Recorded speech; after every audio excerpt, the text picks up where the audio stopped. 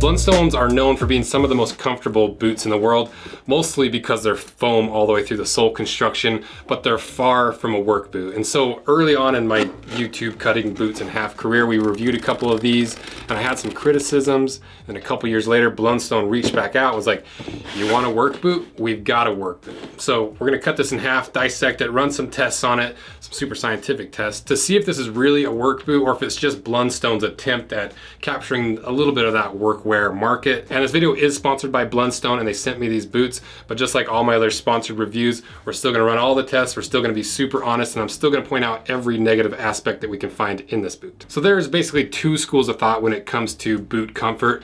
There's the all foam midsole and then there's the all leather midsole. The more modern foam midsoles are squishy and super soft underfoot, but it's not very supportive and they're not nearly as stable and they're not easily resolable because once that sole is gone, they're not really worth resoling them. The classic leather midsole, on the other hand, perfectly shapes to the shape of your foot to the degree that you have a perfect imprint inside your boot of your foot. And that causes that midsole to be super supportive and very stable, and they can be resoled several times, but they're a lot harder underfoot and they're a lot bigger upfront investment than these foam midsole boots. And it's really hard to say definitively which one's more comfortable than the other because it really depends on what you're doing. For me, if I'm standing on concrete all day, the foam midsoles are more comfortable, and I think even the most die-hard leather boot guy would admit that. For more active work where you're moving a lot, whether it's farm work or walking or hiking or hunting, I think the leather is more comfortable because you need that support and you need that stability, and it feels like it doesn't wear your feet out as much. So it comes down to the trade-off of comfort versus durability and comfort versus support, and buying a new boot every year or getting your boots resoled every year. So obviously these Blundstones are gonna be on the more comfortable foam end of that spectrum, and I'll be judging this boot on its durability and its claimed work features, because if you just want a casual light duty work boot and a casual boot, the regular Blundstones are world famous for being super comfortable. Even Adam Savage, one of my personal favorites and part of why we do all these tests, this is his favorite work boot because of how comfortable it is and universal it is and easy to get on and off.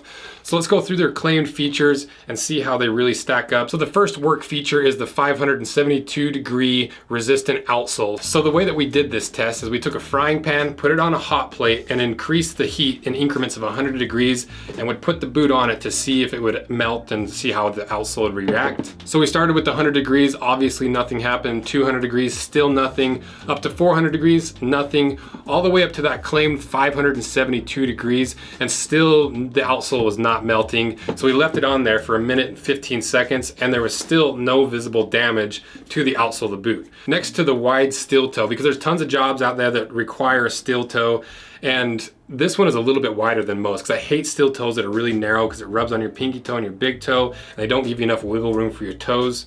But to test this steel toe to make sure that you would still have toes to wiggle in the wiggle room after you drop something on it, where we take any opportunity to break out our completely ripped off Project Farm Schmiatine, which is a 100-pound railroad rail that we dropped from an engine crane from 36 inches. So we dropped it on the Blundstones and it definitely dented the steel toe, but not nearly as much as any of those Walmart boots. The next feature that we tested was the water resistant upper, because they don't claim it's waterproof, and water resistant could mean literally anything. So we wanted to know how water resistant actually was.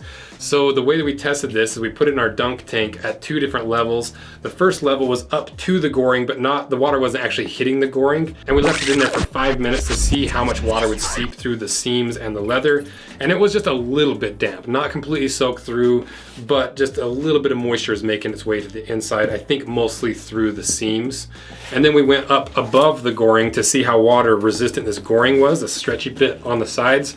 And within 5 minutes, the boot had standing water on the inside. So this goring clearly is the weak spot of the water resistance of this boot. So they're not made for mucking around in water and standing water all day. But if you're out in the rain or occasionally in a puddle or you get them wet on occasion, they should keep your feet pretty dry. So they are water resistant. And the final thing to test before we cut them in half is the XRD pour-on foam, which a lot of people consider to be the highest quality foam, especially for insoles, because pour-on foam claims to have a lot of rebound and a lot of energy return, so that as you're wearing these boots, not only do you get that comfort and cushioning, but you also get a lot of impact resistance because it almost acts like a non-Newtonian liquid, if you know what that is. And it has a lot of energy return, so you don't wear your feet out as much, allegedly. And I still don't really know if Poron's a gimmick or not, but we can at least try to gather some data on the energy return and how much impact resistance it actually has by comparing it to a cheaper insole in these Sorels. So we basically made a mini Project Farm schmiatine, but with a bar this time that weighs maybe 30 or 40 pounds. And we dropped that bar in two places, once in the heel and once in the ball of the foot, because there's a layer of poron that runs all the way through the footbed, and there's a chunk right at the ball of your feet. So what we're measuring is the amount of rebound when that bar hits. How far does that bar actually go up after it's made contact with the ground and the insole? So for the ball of the foot of the Blundstones, it made impact and rebounded up 2.75 inches versus the Sorels only bounced back up 2.25 inches. And then we did it in the heel as well. And this was the interesting one. The Blundstones rebounded 4 inches, where the Sorels only rebounded 2.5 inches. So there is a little bit of a difference there. How much does that actually relate to how these boots wear and how much of an impact difference you feel in your knees and your back? It's hard to say. So at least there is some data to show that it does make some difference in impact resistance and rebound, which is important because there's poron on the inside of the shoe. So to show you that, let's get it cut in half.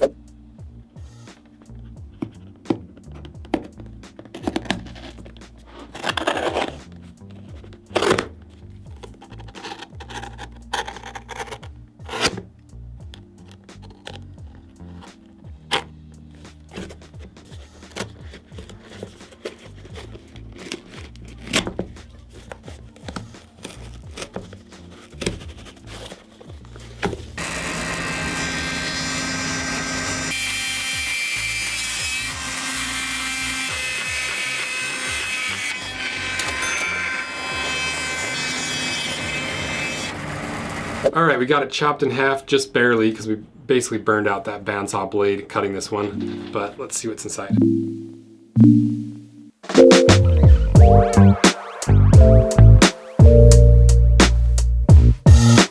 So now to the questions that you guys had about the durability and work readiness of these boots. Is this a true toe cap?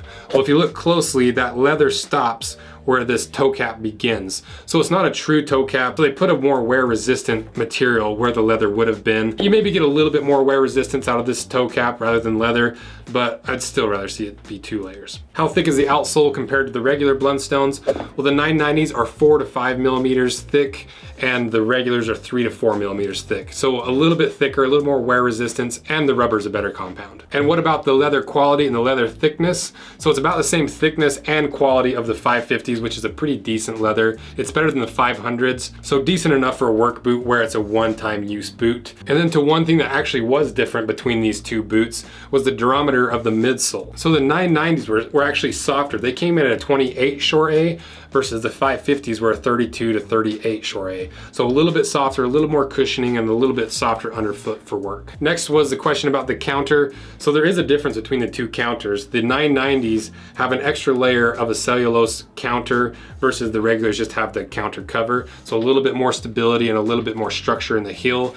And maybe the biggest difference between these two boots is the big patch of poron underneath the ball of your foot. And with this, I think it actually would make some difference, because even if it was just regular foam, you would feel a difference in the underneath the ball of your foot because it's quite a bit softer than this fiberboard. So now that we've ran all the tests and dissected everything, this boot is basically your regular Blundstones made a little bit more comfortable and a lot more work ready. With the steel toe, the toe cap, the aggressive rubber outsole, that slab of poron underneath your foot, the better insole, and the softer foam midsole. And that's exactly what this boot is. They took that into the spectrum of comfort and foam and one life cycle of a boot and prioritized comfort above everything else while still making it durable enough for work. And then to the final question of this video, are they worth the money?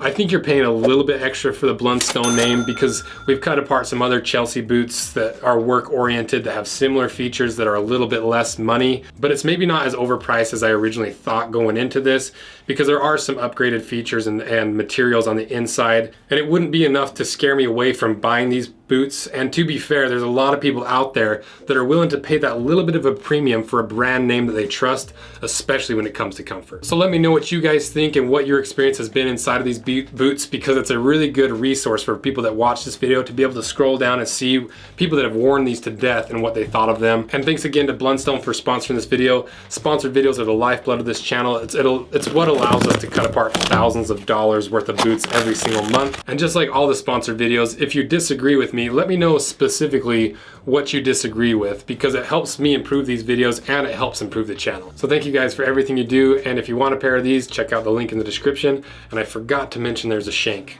I just barely realized that. So there's a shank in here, it's a steel shank. So thank you guys, see ya.